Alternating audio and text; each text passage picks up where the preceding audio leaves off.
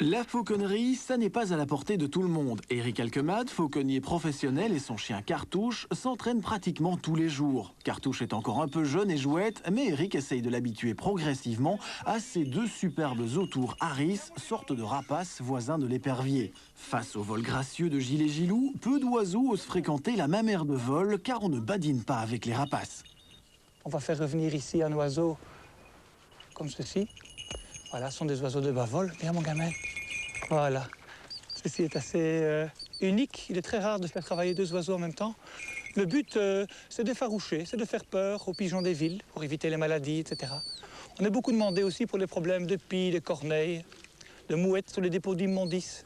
Le travail est optimum lorsque les oiseaux sont bien dressés. Il est donc nécessaire de les faire voler minimum 5 jours sur 7. Bon, Cartouche ici, ici, ici. Sit, good boy. Cartouche, good boy. Don't move. Voilà, bien travaillé, mon Zoulou. Avec une vue 6 fois supérieure à la nôtre, des cerfs pointus et une grande vivacité, les autours sont de redoutables chasseurs. C'est pourquoi ils sont utilisés pour faire peur aux oiseaux et les éloigner par exemple des terrains d'aviation.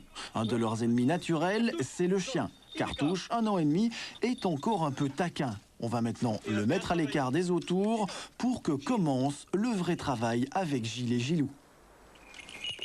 Numéro 1. Hop. Numéro 2.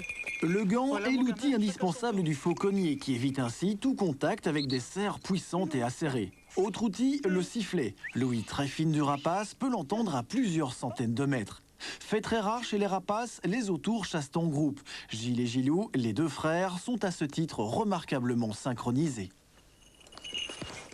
Il y en a un qui chasse le gibier et l'autre le rabat. Donc il y a un rabatteur, c'est un peu comme à la chasse, si vous voulez, chez les loups.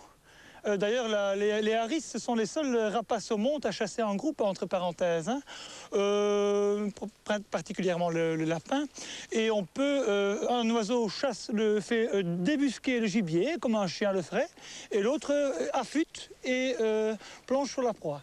Gilles et Gilou disposent d'une clochette afin qu'Eric sache les localiser à tout moment. Il ne faut jamais punir les autours car il ne le pardonnerait pas au maître. Tout se fait donc en parfaite harmonie dans le plus profond respect des oiseaux. Beaucoup de gens s'imaginent qu'il faut les faire mourir de faim pour les faire revenir. C'est totalement faux. Je peux vous montrer, par exemple, Gino ici est revenu sans qu'il ait quoi que ce soit à manger. Donc il y a une relation qui s'instaure entre le rapace et l'homme. À force de patience, d'amour, de soins donnés, vous leur donnez à manger, vous leur donnez un toit, beaucoup de chaleur humaine, et on peut obtenir des résultats très surprenants pour ce type d'animal. L'autour garde malgré tout son caractère sauvage et peut décider à tout moment de ne plus revenir vers son maître. La fauconnerie est donc un travail de longue haleine qui ne peut se faire sans autorisation légale et une grande connaissance de ces fabuleux chasseurs. En tout cas, avec Gilles et Gilou, le résultat est surprenant.